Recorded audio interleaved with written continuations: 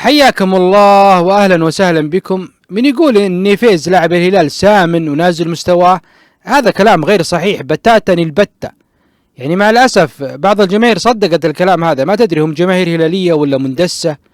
يعني نيفيز يعتبر من افضل اللاعبين في الملعب وخارج الملعب. يعني في الملعب يقاتل، يلعب صح، يدافع صح، يهاجم صح، يطبق تعليمات المدرب، من افضل المحترفين الاجانب في الدوري السعودي، هذه حقيقة يعني. وخارج الملعب نيفيز يعني يدافع عن الكيان بتصريحاته القوية، ينتقد التحكيم، ما عنده اي مشكلة. وهذه يعني تصرفات ما يسويها القائد الكبير يعني. وعبارة نيفيز سامن هذا طرح رياضي الهدف منه الإثارة والتشويق يعني، وزيادة عدد المشاهدات للقناة اللي طلع فيها المحلل الرياضي اللي قالها يعني. والمحلل الرياضي يعني مو بنازل من السماء كل كلمة يقولها صح. يعني بعض المحللين الرياضيين هدف الإثارة والتشويق وزيادة عدد المشاهدات، بغض النظر رأيه يكون صحيح ولا غير صحيح.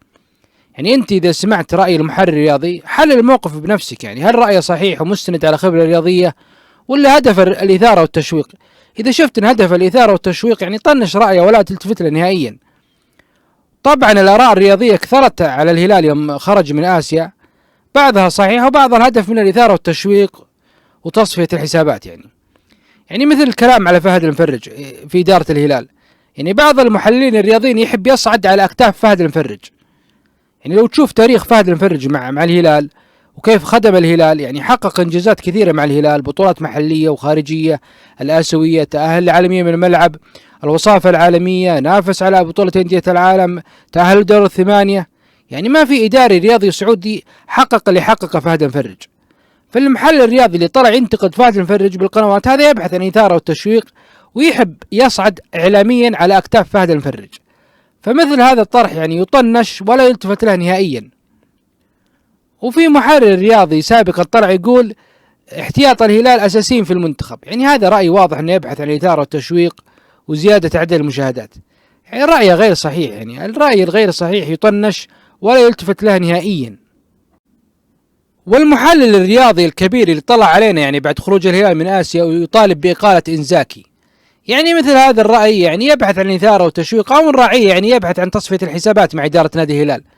فمثل هذا الطرح يعني سخيف رياضيا، لأن إقالة إنزاكي في الوقت الحساس فيها ضرر على الهلال.